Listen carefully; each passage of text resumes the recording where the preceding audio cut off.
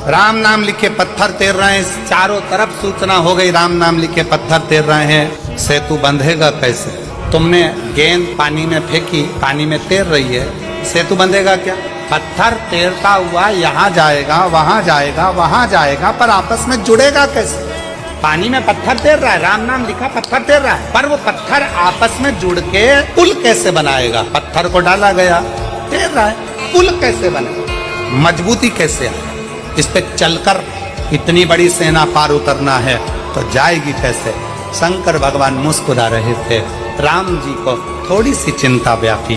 राम जी ने हनुमान जी को बुलाया। हनुमान, समझ में नहीं आता कि ये पत्थर पानी में फेंके जा रहे हैं, तैर रहे हैं, पर ये आपस में जुड़ नहीं रहे। कोई वहां जा रहा, कोई वहां जा रहा, कोई वहां जा रहा, कोई वहां जा रहा, एक जैसे जुड़ नहीं पा रहे हैं। तब हनुमान जी ने राम जी की बात सुनी और हनुमान जी अपना ध्यान लगाकर शिव जी के शिवलिंग की मुद्रा का स्मरण कर कर हनुमान जी कुछ देर के लिए गए।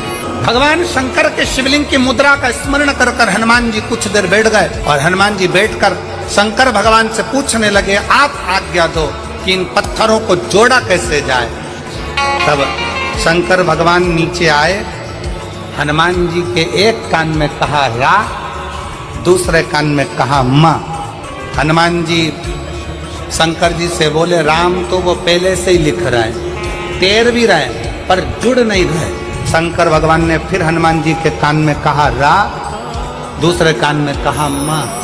हनुमान जी को समझ में नहीं आया। फिर हनुमान जी ने कहा, राम तो पहले से लिख रहे हैं, पत्थर छोड़ रहे हैं, पर वो जुड़ नहीं रहे, पुल नहीं बन रहा।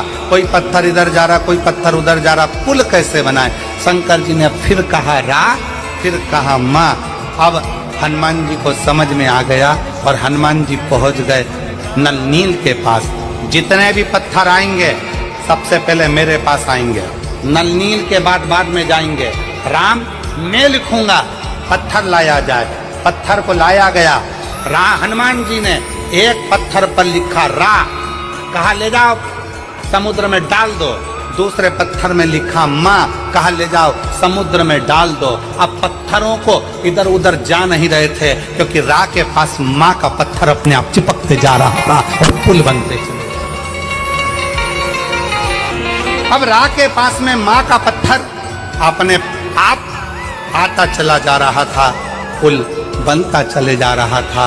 और वो रा और माँ ने ऐसा साझा कर लिया कि वो राम नाम बिखर नहीं पाया और पूरी सेना पार उतरती चली गई।